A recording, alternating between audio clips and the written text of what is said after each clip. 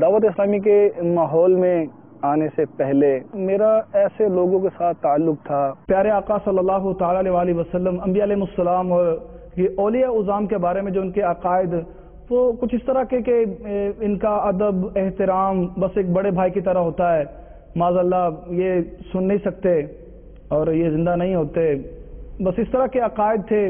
اور میرا ان کے ساتھ تعلق تھا، اور میرا بھی چونکہ ان کے ساتھ رہ کے چونکہ انہی میں پیدا ہوا ہوں، ہمارا وہ سارا خاندان اس وقت تو وہی تھا، اور سارے کے عقائد خاندان میں جو بھی لوگ تھے وہ اس طرح کا نظریہ رکھتے تھے. اب میں جب وہ چیز دیکھتا ہوں کہ میں پہلے کیا تھا اور میرا جسم کانپتا ہے کہ معاذ اللہ نبی کے بارے میں کیسے کیسے تاثرات، کیسے کیسے الفاظات.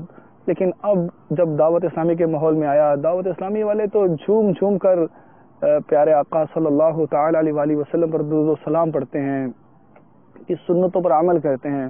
جب میں ماضی کی طرف اپنا دھیان کرتا ہوں تو میرا جسم کانپ اٹھتا ہے کہ میں معاذ اللہ کیا کرتا تھا. ایک شادی پر میرے کزن جو ملتان میں رہتے ہیں دعوت اسلامی کے ماحول میں آئے، تو انہوں نے مجھے دعوت اسلامی میں آنے کی دعوت دی. تو میں ان سے بہت بیڈ بیہیویئر تھا، میرا بہت برا بیہیویئر تھا ان سے. وہ بڑے ہی میٹھے انداز میں مجھے دعوت اسلامی سمجھا رہے تھے، دعوت اسلامی کے شعبہ جات، دعوت امیر علیہ سنت کا تعارف، دعوت اسلامی کا تعارف دے رہے تھے. لیکن مجھے بہت برا لگ رہا تھا اور میں طرح طرح کی باتیں کرتا تھا، اس طرح کی باتیں کرتا تھا کہ بہت زیادہ دعوت اسلامی والوں کو اچھا نہیں سمجھتا تھا. اور معاذ اللہ امیر علیہ سنت کے بارے میں بھی میرے اچھے تاثرات نہیں تھے. میں طرح طرح کی باتیں کرتا تھا اور دعوت اسلامی کے بارے میں کہتا تھا یہ ان کو کچھ علم نہیں ہے. تو وہ اس طرح میں بہت بری بری باتیں کرتا تھا. لیکن مجال ہے کہ اگر دعوت اسلامی والوں کے زبان پر کوئی اس طرح کا بات آئے یا الفاظ آئیں اور میں جذباتی ہو جایا کرتا تھا کہ آپ لوگوں کو علم نہیں ہے، آپ بس ایک ہی کتاب اٹھائے پھرتے ہو، آپ کے پاس کوئی حدیث کی کتاب نہیں ہے، آپ قرآن نہیں پڑھتے، آپ بس یہ قصے کہانیاں سناتے ہو. اس طرح کی میں باتیں بہت کیا کرتا تھا، بہت برا سمجھتا تھا ان کو. لیکن وہ جو ہے میرا کزن جو تھا، میری پھپھو کا بیٹا، مجھے انفرادی کوشش کرتا رہا. بالآخر اس نے مجھے اس بات پر قائل کر لیا کہ آپ دعوت اسلامی کو ایک مرتبہ دیکھو تو صحیح. گھر والوں کو شاید پتہ نہیں تھا کہ میں کہاں جا رہا ہوں، تو پھر چونکہ مجھے پیچھے سے بھی ڈر تھا کہ میں مرید ہو جاؤں گا تو میرے گھر میں کیا بنے گا، میرے گھر والے پتہ نہیں چھوڑیں گے کیا کریں گے. ہم باب المدینہ کراچی گئے، وہاں پہ میں نے امیر علیہ سنت کی زیارت کی، دعوت اسلامی کو دیکھا. لیکن میرے دل میں محبت نہیں تھی، اس لیے میں ہر اس نگاہ سے دیکھتا تھا دعوت اسلامی کو اور امیر اہل سنت کو. یعنی کوئی نہ کوئی میں نیگیٹو ہی بات ڈھونڈتا تھا. لیکن بس میری تقدیر بدلنی تھی، مجھ پر نظر ہونی تھی.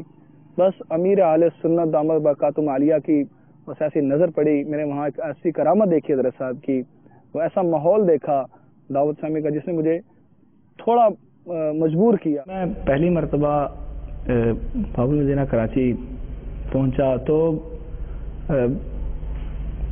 دوسرے ہی دن اعلان ہوا کہ جو پنجاب سے آئے ان کی ملاقات ہوگی.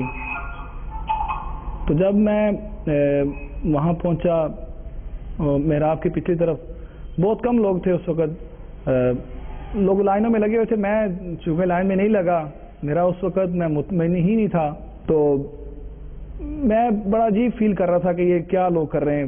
لوگ ہاتھ چوم رہے تھے اور اس طرح کے معاملات تھے. تو لوگ ملاقات کرتے اور سامنے بیٹھ جاتے. تو میں نے دیکھا، میں بھی بیٹھ گیا. میں نے کہا، سب نے کہا جو ہم سب گئے تھے قافلے والے، میرے کزن نے بھی کہا کہ آپ بھی آ جاؤ لائن میں لگ جاؤ. میں نے کہا نہیں، میں ابھی نہیں. چونکہ جب میں یہاں سے چلا تھا تو اس نے مجھے کہا تھا مرید ہونے کا، لیکن میں نے کہا میں ابھی مرید نہیں ہوں گا جب تک میں کچھ دیکھوں گا نہیں. میں پہلے سارا کچھ جانچ پڑتال کروں گا تو پھر ہی میں مرید ہوں گا. تو جب وہاں ملاقات ہو رہی تھی تو میں بیٹھ گیا سامنے، میں نے ملاقات نہیں کی. تو ملاقات کے دوران ہی ایک شخص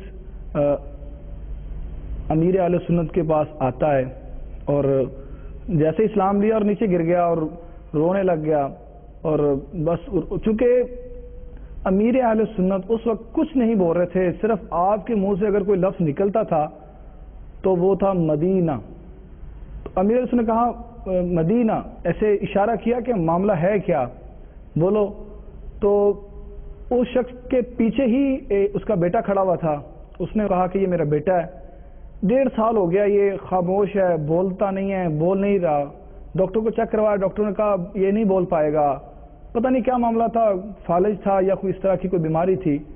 تو جب وہ امیر سنت نے اشارہ جیسے اس کو اپنے پاس بلایا، امیر سنت نے اس کو کہا، دم کیا، کہا کہو اللہ. تو اس نے نہیں بولا، بول نہیں پایا وہ. پھر دوبارہ امیر اہل سنت نے کہا کہو اللہ. اس نے کوشش کی لیکن نہیں بول پایا. اب میں دل میں یہ سوچ رہا تھا کہ اب یہ کس طرح بولے گا. ڈاکٹر نے جواب دے دیا ہے، ڈاکٹر نے کہا نہیں بول سکتا یہ. اب یہ کیا معاملہ، میں بڑا کنفیوژن تھی میرے ذہن میں، اور میں دیکھ رہا تھا. میں کہا چلو دیکھتے ہیں کیا معاملہ ہے. اور جب میں نے دیکھا امیر اہل سنت جیسے جلال میں آ جاتا ہے ایک بندہ، آپ کھڑے ہوئے، آپ نے اس بچہ جو تھا، وہ لڑکا تھا، وہ اس کے دونوں کندھوں پہ اس طرح ہاتھ سے پکڑا زور سے، اور ایسے زور سے جھنجھوڑا اور کہا کہو یا رسول اللہ. اب جب امیر سنت یہ کہا، اس شخص نے اتنی زور سے کہا یا رسول اللہ، تو ایک دم میرا جو دماغ تھا وہ معاف ہو گیا، میں سکتے میں آ گیا. میں نے کافی دیر تک میں سوچتا رہا یہ کیا ہو گیا. میں سوچتا رہا. اب وہ شخص تھا جو اس کا والد تھا، وہ پھر امیر سنت سے ملتا ہے، رونا شروع ہو جاتا ہے کہ شکریہ ادا کر رہا تھا، اور وہ یہی کہہ رہا تھا کہ آپ کا بہت شکریہ، اور دعائیں دے رہا تھا.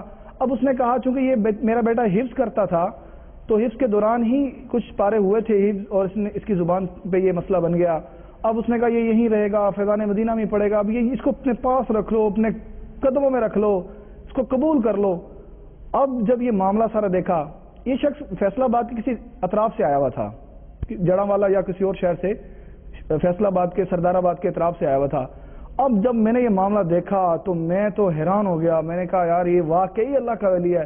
اب میرا دل کرا میں بھی اب ملاقات کر لوں. پھر میں بھی لائن میں لگ گیا، اور بس پھر مجھے نہیں پتا تھا کہ میرے ساتھ کیا ہو رہا ہے. میں سمجھتا ہوں کہ یہ جو کرامت تھی یہ میرے لیے ہی ہوئی. تو بس میں بھی لائن میں لگ گیا، اور پھر آخر میں امیر سنت نے مرید کروایا، اور میں بھی مرید ہو گیا. اور وہ لمحات، وہ کیفیت، میں آج بھی جب سوچتا ہوں محسوس کرتا ہوں کہ وہ والی کیفیت بیان نہیں کر سکتا، اور بیان ہو بھی نہیں سکتی. جب ہم گئے تھے وہاں پہ باب المدینہ کراچی میں، تو ربیع الاول شریف کا مہینہ تھا، تو اگلے دن ہی جلوس میں جانے کی اور شرکت کرنے کی سعادت ملی. کھارا در سے یہ جلوس گیا، تو میں بھی اس میں شامل ہو گیا. چونکہ میں مرید ہو چکا تھا، اب کافی حد تک میرا ذہن جو ہے نا وہ قائل مائل ہو چکا تھا کہ میں اب بس انہی کے ساتھ ہی رہوں گا. تو جلوس میں شرکت کی، اور خوب لوگ نعرے لگا رہے تھے. میرے لیے ایک نیا سارا کچھ تھا، نئی چیز تھی ساری. چونکہ ایک عرصے تک ہم ان سب چیزوں کو ناجائز، حرام سمجھتے رہے تھے کہ یہ ایسا کرنا جائز نہیں ہے. بس پھر اتنا مزہ آ رہا تھا کہ لوگ نعرے لگا رہے تھے، جھوم رہے تھے، نعتیں پڑھی جا رہی تھی، اور درود و سلام پڑھ رہے تھے. مجھے بہت مزہ آ رہا تھا. اور پھر جب آخر تک پہنچے، وہاں جب اختتام ہوا، سولجر بازار غالباً وہ علاقہ تھا، وہاں پہ اختتام ہوا، اور مجھے بڑا ہی اچھا لگا. اور مجھے بہت اچھی میری اس وقت فیلنگ تھی کہ بہت اچھے لوگ ہیں، اور مجھے بہت اچھا لگ رہا تھا. الصلاة والسلام عليك يا رسول الله، الصلاة والسلام عليك يا حبيب الله. یا رسول اللہ تیرے چاہنے والوں کی خیر، یا رسول اللہ تیرے چاہنے والوں کی خیر. آفتوں کا رخ بدل دے، آفتوں کا رخ بدل دے، اور بلائیں ان سے پھیر. یا رسول اللہ تیرے چاہنے والوں کی خیر یا رسول اللہ تیرے چاہنے والوں کی خیر ہر گھڑی ہجرے مدینہ مجھے کو رکھے بے قرار ہر گھڑی ہجرے مدینہ مجھے کو رکھے بے قرار کاش چین آئے نہ مجھ کو یاد طیبہ کے بغیر یا رسول اللہ تیرے چاہنے والوں کی خیر الصلاۃ والسلام علیک یا رسول اللہ الصلاۃ والسلام علیک یا حبیب اللہ کاش دنیا بھر میں اونچا پرچم اسلام ہو کاش دنیا بھر میں اونچا پرچم اسلام ہو دشمنان دی مسلمانوں سے ہو مغلوب یا رسول اللہ تیرے چاہنے والوں کی خیر الصلاۃ والسلام علیک یا رسول اللہ الصلاۃ والسلام علیک یا حبیب اللہ امت محبوب کا یا رب بنا دے خیر خواہ امت محبوب کا یا رب بنا دے خیر خواہ دل میں میرے نفس کی خاطر کسی سے ہو نہ بیر یا رسول اللہ تیرے چاہنے والوں کی خیر جب میں نے باپا کو کہا نا کہ باپا میں توبہ کر چکا ہوں آپ کا مرید ہو چکا ہوں جب میری ملاقات ہوئی تو دوبارہ جب مرید ہونے کے بعد جب میں ملاقات کی تو میری خواہش تھی کہ میری والدہ بھی دعوت اسلامی کے ماحول میں آ جائے اور میری بہنیں بھی اور میرے بھائی بھی میرے سارے عزیز و اقربا میری ایک جوش اور جذبہ آ گیا تھا مجھ میں کہ یہ سارے لوگ دعوت اسلامی میں آ جائیں. تو جب میرے باپا سے ملاقات ہوئی تو میں نے باپا کو بہت رویا میں باپا نے پیار دیا بہت شفقت دی. تو جب باپا نے کہا کہ انشاءاللہ بس سب ٹھیک ہو جائے گا جب باپا نے کہا ٹھیک ہو جائے گا مجھے یہ یقین ہو گیا کہ انشاءاللہ ضرور ٹھیک ہوگا. اور جو سب سے بڑی بات جو مجھے پختگی ملی جو مجھے استقامت کہہ لیں کہ ملی وہ یہ ہے کہ پیارے آقا صلی اللہ علیہ وسلم پر خوب درود و سلام پڑھتے ہیں. جو مجھے سب سے اچھی بات یہ لگی جو مجھے اس ماحول میں جس نے مجھے جکڑ لیا وہ اپنے آقا صلی اللہ تعالی علیہ وسلم پر درود و سلام پڑھنا اور ان کی شان بیان کرنا. مجھے سب سے اچھی بات ان کی یہ لگتی ہے کہ یہ پیارے آقا صلی اللہ علیہ وسلم پر خوب درود و سلام پڑھتے ہیں اور سنتیں بیان کرتے ہیں اور سنتوں پر عمل کرتے ہیں. مجھے سب سے اچھی بات یہ لگتی ہے. ام المومنین حضرت سیدتنا عائشہ صدیقہ رضی اللہ تعالی عنہا روایت فرماتی ہیں میں سحری کے وقت گھر میں کپڑے سی رہی تھی کہ اچانک سوئی ہاتھ سے گر گئی اور ساتھ ہی چراغ بھی بجھ گیا.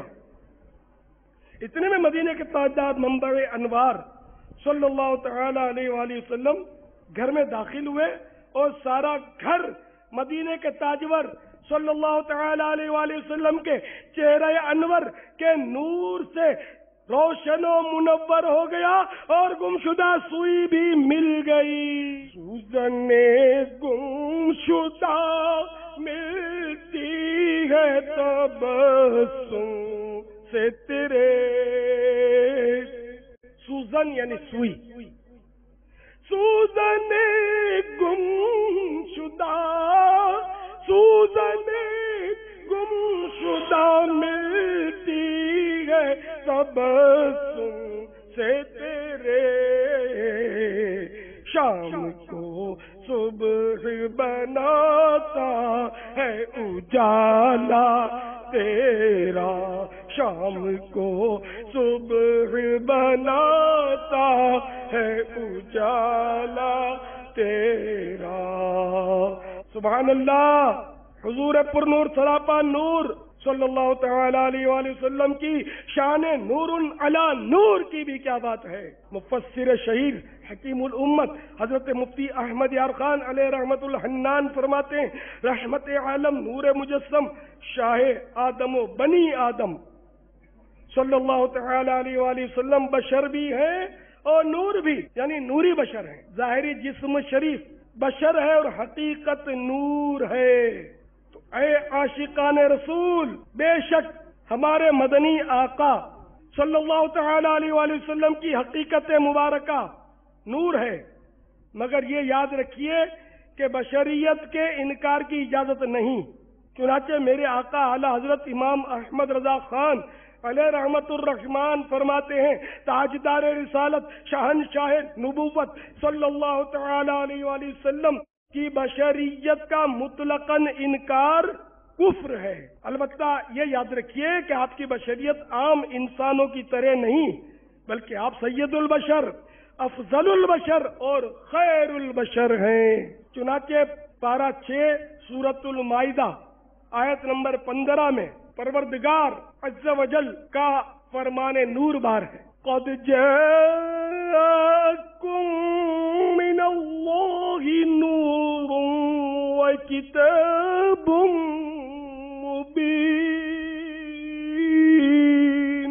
میرے آقائے نعمت اعلی حضرت امام اہل سنت عظیم البرکت عظیم المرتبت پروانہ شمع رسالت مجدد دین و ملت عالم شریعت پیر طریقت امام عشق و محبت مولانا امام احمد رضا خان علیہ رحمت المنان ترجمہ کنز الایمان میں فرماتے ہیں، بے شک تمہارے پاس اللہ عز و جل کی طرف سے ایک نور آیا اور روشن کتاب۔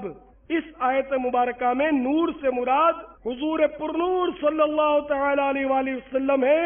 چنانچہ تفسیر طبری جلد 4 صفحہ 506 میں ہے، سیدنا امام محمد بن جریر طبری علیہ رحمت اللہ القوی 310 ہجری میں جن کی وفات ہوئی، جنہیں آج سے 1000 سے بھی زائد سال ہو گئے ان کو، انہوں نے یہ فرمایا ہے اس آیت کی تفسیر میں، یعنی بن نور محمد صلی اللہ تعالی علیہ وآلہ وسلم، اس آیت میں نور سے مراد محمد مصطفیٰ صلی اللہ تعالی علیہ وآلہ وسلم ہیں۔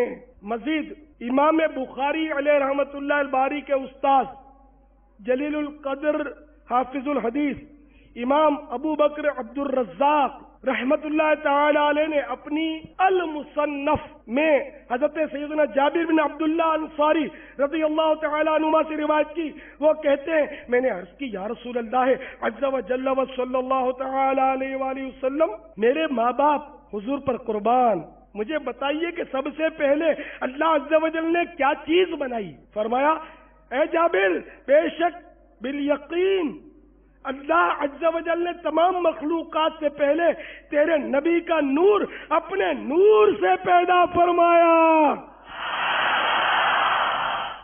نور کے مسئلے پر تفصیلی معلومات کے لیے مفسر شہیر حکیم الامت حضرت مفتی احمد یار خان علیہ رحمت الحنان کا رسالہ نور حاصل کیجئے اور اس کو پڑھیے۔